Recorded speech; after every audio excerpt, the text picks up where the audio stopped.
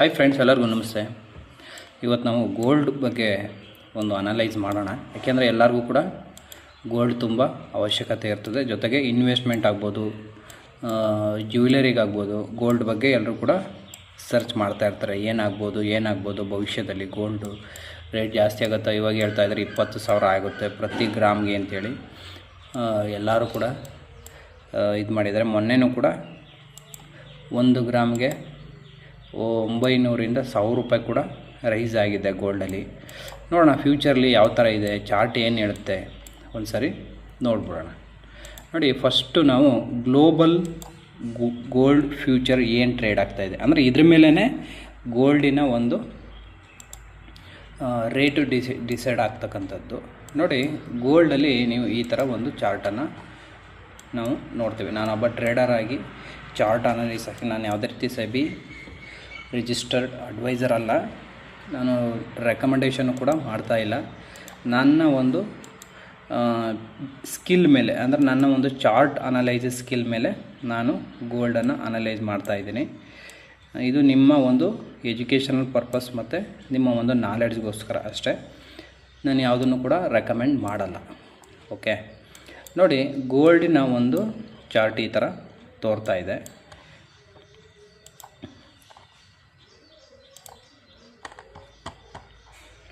ನೋಡಿ, 2001-2ರಲ್ಲಿ $250 ಇದ್ದಂತಹ ಒಂದು ಗೋಲ್ಡು, ಮತ್ತು 2013-14ರಲ್ಲಿ $1,903 ಹೋಯಿತು. $1,903ರಿಂದ ಅದು ಎಗೇನ್ $1,000ಗೆ, ಅಂದರೆ ಇಲ್ಲಿಂದ ಇಲ್ಲಿಗೆ 50% ಅದು ಕರೆಕ್ಷನನ್ನು ತೆಗೆದುಕೊಳ್ತು.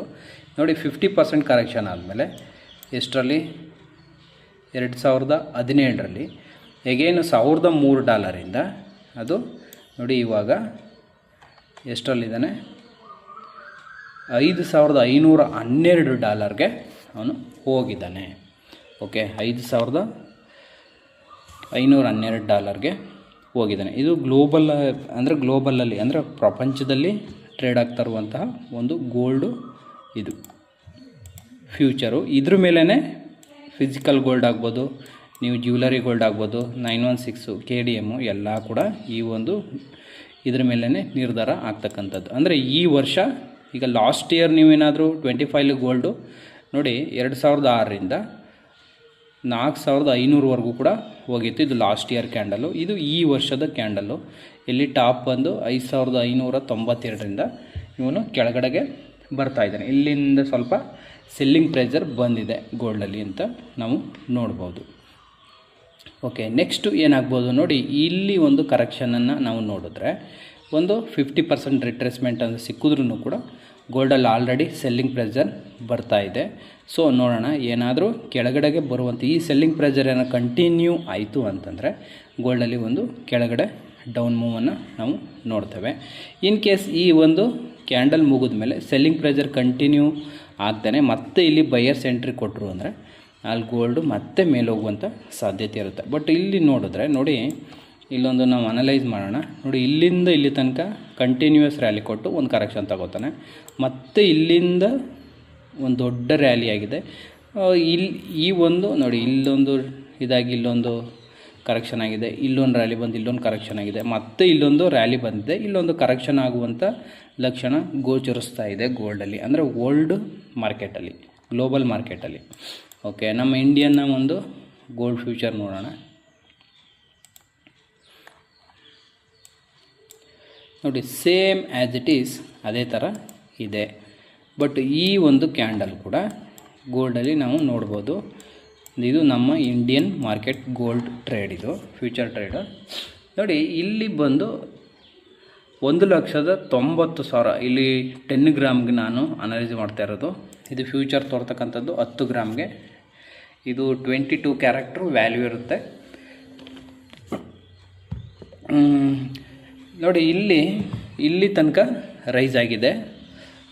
1,89,000ವರೆಗೂ ಕೂಡ ಇದು ರೈಸ್ ಆಗಿ ಇವಾಗ ಅದು 1,60,000ಕ್ಕೆ ಬಂದಿದೆ. ಬಿಕಾಸ್ ಯಾಕಪ್ಪ ಅಂದರೆ ನೆನ್ನೆ ಗೋಲ್ಡ್ ಈಗ ಹೋದ ವಾರ ಅಂದರೆ ಲಾಸ್ಟು ತೋರಿಸ್ತೀನಿ ಅದನ್ನು ಕೂಡ 2 ಡೇಸ್ ಬ್ಯಾಕ್ ನೋಡಿ ಗೋಲ್ಡ್ ಬಂದು 1,53,268 ಇತ್ತು. ಇವಾಗ ಅದು 1,61,62,000 63,000 ರೀಚ್ ಆಗಿ ಇವತ್ತದು 61,972ಕ್ಕೆ ಕ್ಲೋಸ್ ಆಗಿದೆ. ಸೊ ಇದು ಈ ಒಂದು ರೀಸನ್ನು. ಇದು ಟ್ಯಾಕ್ಸ್ ಮತ್ತು ಇಂಪೋರ್ಟ್ ಡ್ಯೂಟಿನ ರೈಸ್ ಮಾಡಲಾಗಿ ನಮ್ಮ ಭಾರತೀಯ ಮಾರುಕಟ್ಟೆಯಲ್ಲಿ ಚಿನ್ನದ ಬೆಲೆ ಜಾಸ್ತಿಯಾಗಿದೆ. ಆದರೆ ಗೋಲ್ಡು ವರ್ಲ್ಡ್ ಮಾರ್ಕೆಟಲ್ಲಿ ನೋಡಿ ಯಾವುದೇ ರೀತಿಯಾದಂಥ ಒಂದು ಹೆಚ್ಚಾಗಿರುವಂಥ ಲಕ್ಷಣ ಕಂಡು ಬರ್ತಾ ಇಲ್ಲ. ಓಕೆ, ಇದು ರೀಸನ್ ಇಷ್ಟೇ. ಇಲ್ಲಿ ಟ್ಯಾಕ್ಸ್ ಜಾಸ್ತಿ ಮಾಡಿರಲಾಗಿ ಇದು ಜಾಸ್ತಿ ಆಗಿದೆ.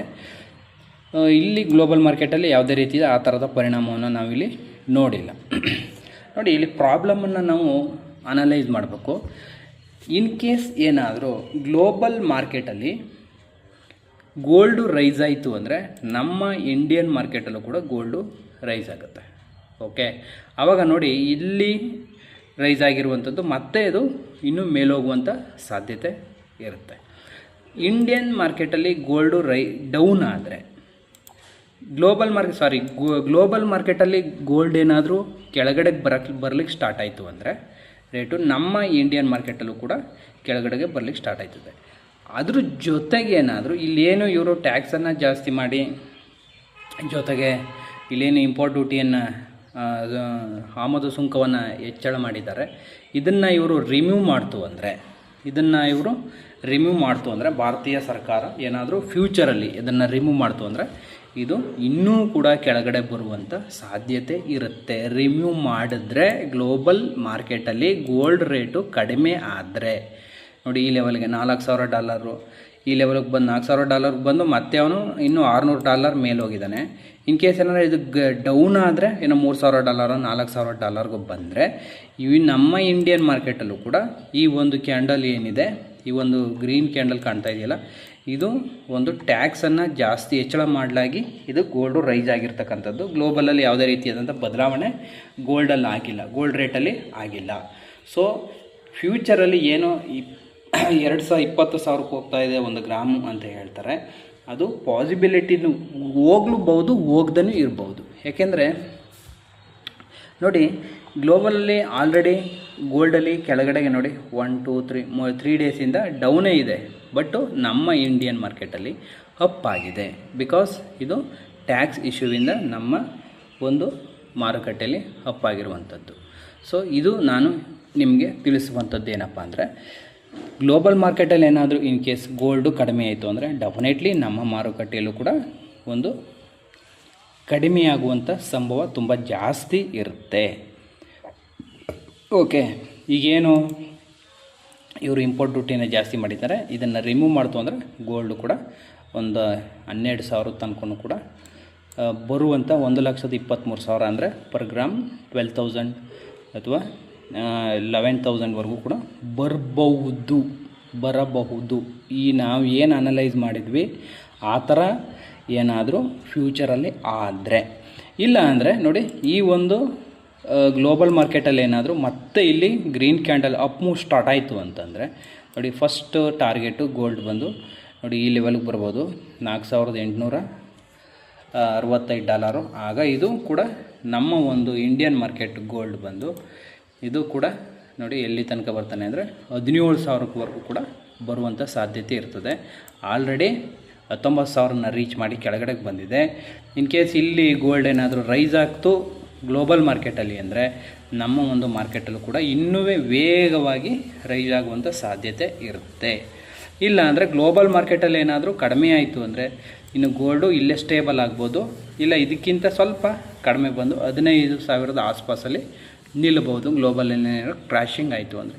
ಇನ್ ಕೇಸ್ ಇವರು ಇಂಪೋರ್ಟ್ ಡ್ಯೂಟಿನ 1 ಮಂತು 3 ಮಂತ್ಸ್ ಆದಮೇಲೆ ಏನಾದರೂ ಈ ಹರ್ಮೋಜ್ ವ್ಯಾಲಿ ಏನಿದೆ ಹರ್ಮೋಜ್ ಜಲಸಂಧಿ ಏನಿದೆ ಅದು ರಿಮೂವ್ ಆಗಿ ಕ್ರೂಡ್ ಆಯಿಲು ಮತ್ತು ಫಾರಿನ್ ಕರೆನ್ಸಿ ಫಾರೆಕ್ಸ್ ರಿಸರ್ವ್ ಅಂತ ಕರೀತಾರೆ, ಅದೇನಾದರೂ ಇನ್ಕ್ರೀಸ್ ಆಯಿತು ಅಂದರೆ ಈ ಒಂದು ಇಂಪೋರ್ಟ್ ಡ್ಯೂಟಿನ ಅವರು ರಿಮೂವ್ ಮಾಡ್ತು ಅಂದರೆ ಗೋಲ್ಡು ಸಡನ್ಲಿ ಕೆಳಗಡೆ ಬರುವಂಥ ಸಾಧ್ಯತೆ ಇರುತ್ತೆ. ನೋಡಿ ಇಲ್ಲಿ ಬಂತು ನೋಡಿ, ಇದೆಲ್ಲ ಗ್ಲೋಬಲ್ ಎಫೆಕ್ಟು, ಇದು ನಮ್ಮ ಇಂಡಿಯನ್ ಎಫೆಕ್ಟ್ ಅಲ್ಲ, ಇದು ನಮ್ಮ ಇಂಡಿಯನ್ ಲೋಕಲಿ ಏನು ಟ್ಯಾಕ್ಸ್ ಜಾಸ್ತಿ ಮಾಡೋ ಅದರ ಒಂದು ಎಫೆಕ್ಟಿಂದ ಇದು ರೈಸ್ ಆಗಿರೋದು ನೋಡಿ. ಇದೆಲ್ಲ ಇದು ನಮ್ಮ ಒಂದು ಗ್ಲೋಬಲ್ ಮಾರ್ಕೆಟಿನ ಒಂದು ಎಫೆಕ್ಟಿಂದ ಈ ಥರ ಬಂದಿರೋದು ನೋಡಿ. ಇದು ಗ್ಲೋಬಲ್ ಮಾರ್ಕೆಟಲ್ಲಿ ಬಂದಿದ್ದಾನೆ. ನಮ್ಮ ಇಂಡಿಯನ್ ಮಾರ್ಕೆಟು ಕೂಡ ನೋಡಿ ಕೆಳಗಡೆಗೆ ಬಂದಿದೆ, ತೋರಿಸ್ತೀನಿ ನೋಡಿ. ಇದು ಗ್ಲೋಬಲ್ ಮಾರ್ಕೆಟು ಕೆಳಗಡೆಗೆ ಬಂದಿದೆ, ನಮ್ಮ ಇಂಡಿಯನ್ ಮಾರ್ಕೆಟಲ್ಲೂ ಕೂಡ ಕೆಳಗಡೆಗೆ ಬಂದಿದೆ. ಮತ್ತು ಇದು ಗ್ಲೋಬಲ್ ಮಾರ್ಕೆಟ್ ರೈಸ್ ಆಗ್ತಾಯಿದೆ ನೋಡಿ. ನಮ್ಮ ಇಂಡಿಯನ್ ಮಾರ್ಕೆಟು ಕೂಡ ಇಲ್ಲಿ ಸ್ವಲ್ಪ ರೈಸ್ ಆಗಿ ಕೆಳಗಡೆ ಬರಬೇಕಿತ್ತು, ಈಗ ಅದು ಸಡನ್ಲಿ ಸ್ಪೈಕ್ ಆಗಿದೆ. ಇದು ನಮ್ಮ ಭಾರತೀಯ ಸರ್ಕಾರದ ಒಂದು ಟ್ಯಾಕ್ಸನ್ನು ಜಾಸ್ತಿ ಮಾಡಿ ಫಾರೆಕ್ಸ್ ರಿಸರ್ವನ್ನು ಸೇವ್ ಮಾಡಲಿಕ್ಕೆ ಇವರು ಮಾಡಿರುವಂಥ ಒಂದು ಇದರಿಂದ ಅದು ಮೇಲೆ ಹೋಗಿರುವಂಥದ್ದು. ಇದು ಗೋಲ್ಡಿನ ಒಂದು ಅನಾಲಿಸಿಸ್. ಇನ್ನು ಮುಂದೆ ಗೋಲ್ಡ್ ಡಿಪೆಂಡ್ ಆಗ್ತಕ್ಕಂಥದ್ದು ಇಂಟರ್ನ್ಯಾಷನಲ್ ಮಾರ್ಕೆಟಲ್ಲಿ ಏನಾದರೂ ಗೋಲ್ಡ್ ಡಿಮ್ಯಾಂಡ್ ಆಗಿ ಅದು ಮೇಲೋಗ್ಲಿಕ್ಕೆ ಸ್ಟಾರ್ಟ್ ಆಯಿತು ಅಂದರೆ ಡೆಫಿನೆಟ್ಲಿ ನಮ್ಮ ಮಾರುಕಟ್ಟೆಯಲ್ಲಿ ಕೂಡ ಅವರೇನು ಅನಲೈಸ್ ಅಂತ ಅವರೇನು 20,000 ಮೇಲೆ ಹೋಗುತ್ತೆ ಅಂತ ಅನಲೈಸ್ ಮಾಡ್ತಾಯಿದ್ರೆ ಖಂಡಿತ ಹೋಗ್ತದೆ. ಇಲ್ಲ ಅಂದ್ರಂತೂ ಅದು ಕೆಳಗಡೆ ಬರುವಂಥ ಸಾಧ್ಯತೆ ಇದೆ. ಯಾರೂ ಭಯಪಡಬೇಕಾದ ಅವಶ್ಯಕತೆ ಇಲ್ಲ. ಇದು ನನ್ನ ಒಂದು ನಾಲೆಡ್ಜ್. ಗೋಲ್ಡ್ ಬಗ್ಗೆ ನಿಮಗೆ ಚಾರ್ಟಲ್ಲಿ ತೋರಿಸ್ತಾನೆ. ನಮ್ಮ ಸ್ನೇಹಿತರು ಸುಮಾರು ಜನ ಕೇಳ್ತಾಯಿದ್ರು ಗೋಲ್ಡ್ ಬಗ್ಗೆ ಅನಲೈಸ್ ಮಾಡಿ ಅಂತ. ಅದ್ರ ಬಗ್ಗೆ ನಿಮಗೆ ಇಲ್ಲಿ ತಿಳಿಸ್ಕೊಟ್ಟಿದ್ದೇನೆ. Thank you.